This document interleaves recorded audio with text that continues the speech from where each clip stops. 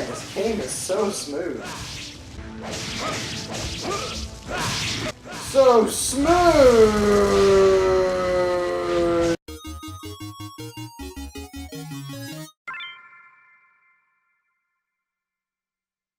Hey friends, I'm Pragmatik and I talk about video games.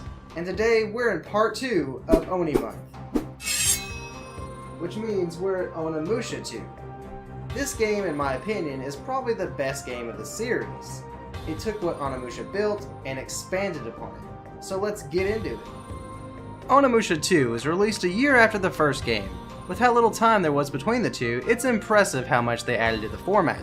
Though the first game is my favorite, I strongly believe Onimusha 2 is the best game of the trilogy altogether. I don't know if that makes any sense or not. The game takes place 10 years after the first one. Though Samanosuke was victorious in his battle, it appears that Nobunaga is still waging war. His current target is Yagyu village, and with the town's destruction, we find our new protagonist, Jubei Yagyu, on the quest for vengeance. Who did this?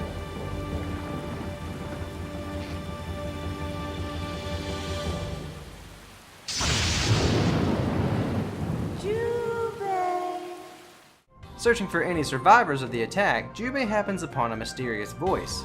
Following this voice, he learns the truth about his mother and that he is of the same bloodline of the Oni, the same tribe that bestowed Samanosuke his power.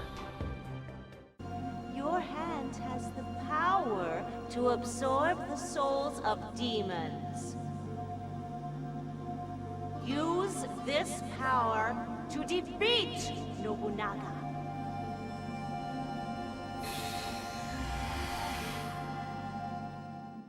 He gains the ability to absorb demon souls into his hand.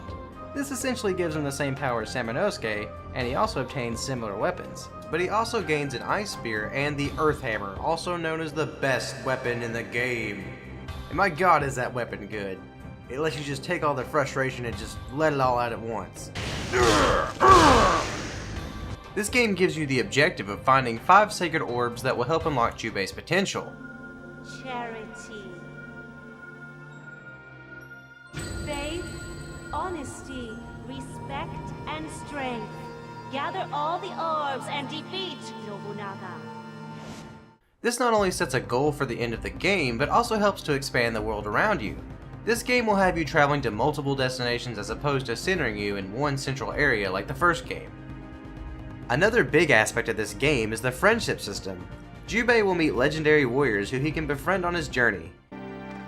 Eke Ankakuji is an honorable man, famous with the spear of the Hazoin. Magoichi Saiga is also an honorable man, and is a chief of the Kishu Saiga gun team. But it is dishonorable to fight over such trifle things. And you are? Jubei Yagyu, the young chief of the Yagyu clan. Eh? Then you are the Jubei Yagyu who is master of the blade! It must be fate that 3 proud warriors meet in such a town. You've got Eke, the warrior monk that wants to obtain a higher status in life and meet beautiful women. Oyu, a princess with a mysterious background that serves as a romance for Jubei if you pursue it. Also, I kept calling Kaede from the first game Oyu. Sorry about that. And then there's Magoichi, a skilled gunman that can slowly open up to you if you pursue a friendship with him, and he rivals Eke. And Kotaro, the mystical ninja that no one likes ever because he's lame. This is a big mechanic of the game. You'll spend a few hours of the game in this mining town, which will allow you to collect money, buy gifts, and allow you to gift items to these characters. It's up to you to figure out what they like. I recommend buying items early as you won't really be coming back here later game. And I actually like that the game keeps this mechanic short as it doesn't distract from the main part of the game.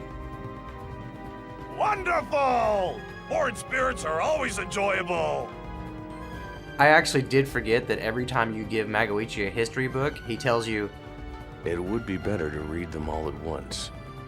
and there's so many, so it just constantly tells you this over and over. It would be better to read them all at once. Getting these characters to like you will help unlock more of their backstory, as well as have them assist you in fights. You must have missed me. Nope. While this is a new concept, you'll still be doing the grinding and leveling up you're used to. While Jubei will be making new friends, he'll also be subjected to some powerful enemies as well. The key difference here is that the bosses in this game are often reoccurring, which allows for some more development on their side, something that was completely absent from the previous game. I shall have fun with you behind my lord's back. Wait! Tutudorma! He's mine! Can't get enough of me, huh? These villains consist of Jutudorma, a demon that killed your mother, this spider-type guy whose name is, I kid you not, Gingham Fats, and last but certainly not least, My name is Gogandantis, the greatest swordsman of all demons. didn't catch his name and title? Don't worry, he'll be sure to tell you 1,000 times over throughout the story. Gogandantis is your representation of progression. He serves as your superior in battle, but over time you'll find you're able to stand up against him more and more. This is such a good element to the game, showing that you're getting stronger, but you still have a ways to go. Nearly every aspect of the original game is expanded upon, from the story pacing, to the opened up world, to the game mechanics themselves. Though the game maintains that same type of Resident Evil format, this game feels even better than the original. Areas aren't quite as tight in this game, so this gives you much more room to run around and settle yourself for a fight. The movement itself has improved so much from the first game. It feels much quicker and more responsive, so you barely recognize the outdated movement system at all. The puzzles are still challenging, but certainly not as cruel as a certain water puzzle I still have nightmares about. This time around the game seems to have a better balance of challenge and fun. My favorite being this puzzle where you have to collect statues of Nobunaga and put them in the right order. How narcissistic do you have to be to have statues of yourself to open doors? See ya, babe. I'm off to go serve Lord Nobunaga. Alright, don't forget your keys. Oh, yeah, right. Here are you. See ya, babe. Leveling up is still the same, but this time not only do you have more weapons and gems to level up, but Jubei can actually level up his armor as well. This doesn't make your acquired souls seem tapped out halfway through the game like the previous Onimusha. And being part Oni himself, Jubei can absorb these special souls that allow him to tap into his Oni ability. Collecting 5 of these orbs temporarily awakens Jubei's Oni blood, allowing him to decimate anything in his way. It's good to hold on to about 4 of these and try to get one during the boss fight to make it a little easier. This ability also acts as a good representation of Jubei's bloodline and what separates him from Samanosuke. Apparently one day while training, Jubei's mother and father ran into one another. Jubei's father saw that she was a beautiful scaly fish monster and was like, yeah, I'm into that. I mean, look at those claws, jeez. Having Jubei temporarily enter this Oni form is a good way of showing how his bloodline carried over. Each weapon can also be charged up when certain scrolls are required to do some devastating hits. This really adds a bit more depth to the weapon system and doesn't make fighting feel repetitive. Not that I ever felt that way from the first game. You can even perform some special attacks by inputting the right button commands. While Jubei does have more abilities, this doesn't mean the challenge of the game feels any less apparent. There are a wide variety of enemies that you'll have to face, so choosing the right weapon is as imperative as ever. Like I mentioned before, befriending characters allows them to fight beside you, but they also get their own mini-scenarios in which you play as them for a part of the story. This is very reminiscent of the Kaede parts of the first Onimusha, but they seem a little bit more well balanced. You won't get all of them in one run, but you do have to do Oyu's part no matter what. Her scenario is arguably the hardest, but you get a better sense of depth in her character. And after that, you're rewarded with the best weapon in the game. So you can relieve all that stress of feeling disadvantaged by smashing the skull of anyone who stands in your way. Going back to the story aspect, each orb you go after will usually have you entering a new area of the world, from the mining town to the island fortress, and even to Gifu Castle. That's right, you get to go back to the castle from the first game. I love this in a game, when you get to go back to a previous place and just see what's changed. It's easily my favorite part of Onimusha 2. While in reality this was probably done for the sake of saving time, I can't really say I care.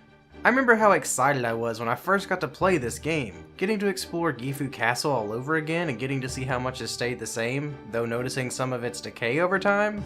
That moment just holds such a place in my heart. There is very little I can find to complain about this game, as nearly every aspect was improved upon rather than just being reused. Having more open areas also meant better use of camera angles. This time around the fixed camera hangs further back, allowing you to see just what's heading your way. The tighter areas of the game are usually crafted fairly.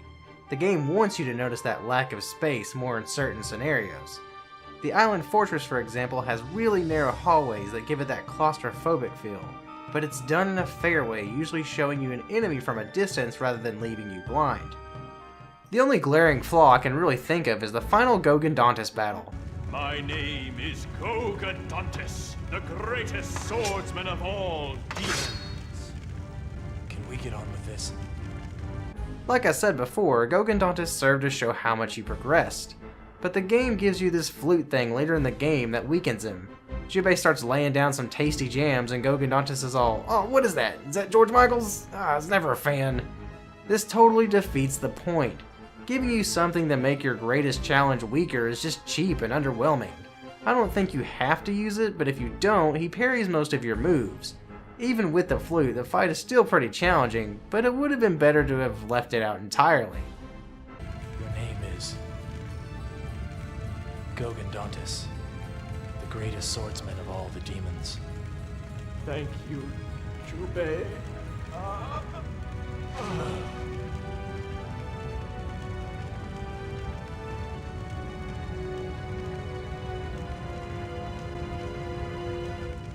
Can we get on with this? But if this is the only thing I can think of that puts this game in a negative light, then this game is doing something right. Nearly every step of this game was a step forward.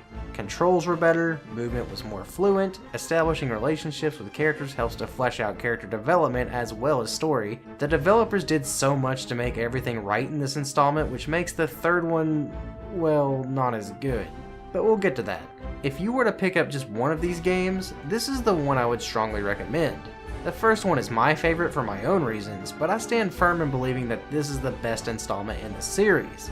So try it out, and I'll see you in the final part of this series. Hey guys, thanks for checking out the video. If you played these games, I'd love to know which one you enjoyed the most. If you enjoyed my review, leave a like and share this video if you'd like, and consider subscribing. I've been more frequent on my Twitter should you ever wish to chat. As always, have a great day and keep it practical.